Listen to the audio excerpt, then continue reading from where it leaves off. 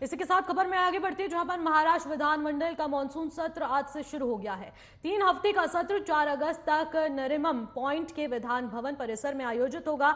इसी के साथ मानसून सत्र से पहले दिन में राष्ट्रवादी कांग्रेस पार्टी यानी एनसीपी के 53 में से 27 विधायक शामिल नहीं हुए हैं। बता दें कि एनसीपी के एक विधायक नवाब मलिक वर्तमान में मनी लॉन्ड्रिंग मामले में न्यायिक हिरासत में है। वहीं महाराष्ट्र विधानमंडल के मानसून सत्र शुरू होने पे पहले ही विपक्षी कांग्रेस और महाविकास अघाड़ी एमवीए के विधायकों ने सोमवार को राज्य सरकार के खिलाफ नारेबाजी की और उस पर भ्रष्टाचार में लिप्त होने का आरोप लगाया है।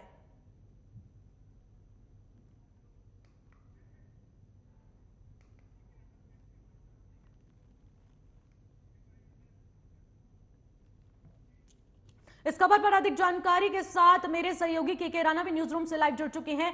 राणा जी, मैं आपसे जानना चाहूंगी कि महाराष्ट्र में मॉनसून सत्र शुरू हुआ और पहले ही विधानमंडल की जो मॉनसून सत्र का पहला दिन था, वहीं पर हमें नारेबाजी देखने को मिली। विपक्ष लगातार हमलावर रहा है राज्य सरकार पर। इसको लेकर फिलहाल क्या अपडेट है?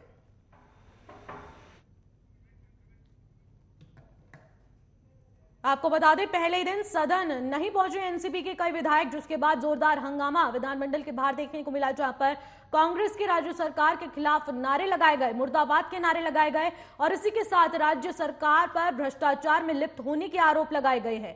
पहले ही दिन सदन में नहीं पहुंचे एनसीपी के कई विधायक, जिसको लेकर कई हंगामा भी हुआ है और आपको देखने को मिल रहा होगा कि जो विपक्षी दल हैं वो लगातार जोरदार नारे कर रहे थे और भ्रष्टाचार में लिप्त होने के राज्य सरकार पर नारे लगे हैं। और इसी के साथ आपको बता दें, मॉनसून सत्र के पहले दिन जो हंगामा हुआ उसमें भ्रष्टाचार और नारेबाजी के साथ इस मॉनसून सत्र की शुरुआत हुई है। तो आप अंदाजा लगा सकते हैं कि अब इस सत्र में क्या कुछ हंगामा देखने को मिलेगा। तो हमारे साथ राणा जी फिर से जुड़ चुके हैं। मैं आपसे जानना चाहूंगी कि लगातार ऐसे मामले सामने आते रहते हैं। मॉनसून सत्र अभी शुरू नहीं हुआ कि पहले दिन ही हमें देखने को मिला कि जोरदार नारेबाजी कर दी गई, फिर उसके बाद भ्रष्टाचार में लिप्त होने के भी आरोप लगाए गए हैं राज्य सरकार पर।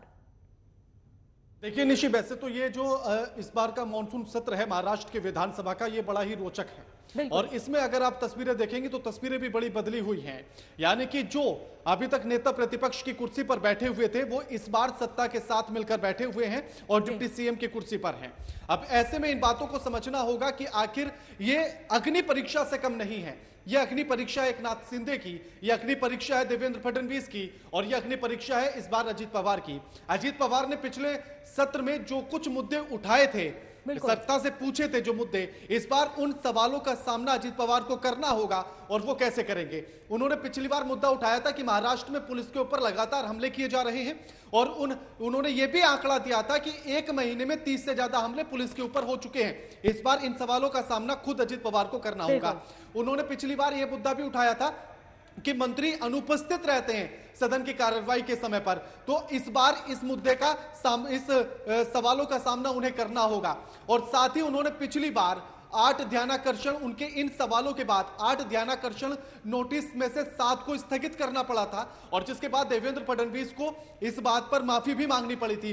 सोचेगा कि कितनी बड़ी बात हुई कि एक उप मुख्यमंत्री इस बात पर माफी मांगता है और इस बार वो खुद उप मुख्यमंत्री है, तो किस तरह की स्थिति होगी।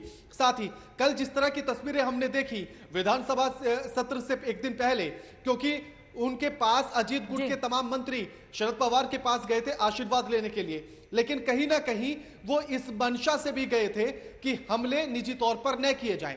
और फिर उसके बाद अजीत पवार ने अपने जब मंत्रियों के साथ बैठक की कल, तो उन्होंने भी इस बात पर सहमति जताई कि कुछ भी हो लेकिन एनसीपी के नेताओं पर या हम अपने जो पुराने सम्राट रहे शरद यादव उन पर निजी हमले नहीं करेंगे इस विधानसभा सत्र के भीतर।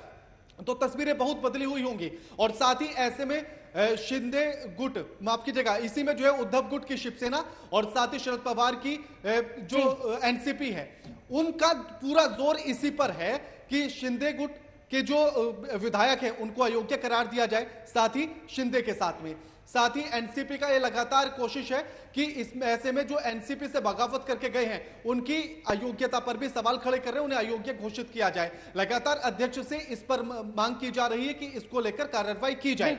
ये सबसे अहम है और इसीलिए हंगामा और नारेबाजी देखी गई है। लेकिन ऐसे में अग्नि परीक्षा, क्योंकि विश्वास मत भी इस बार हासिल करना है अजीत पवार को और साथ ही उन सवालों का भी उन्हें सामना करना होगा जो खुद उन्होंने सत्ता से किए थे पिछले सत्र के समय पर। निशी, बिल्कुल, बहुत बहुत शुक्रिया के राणा जी तमाम जानकारी।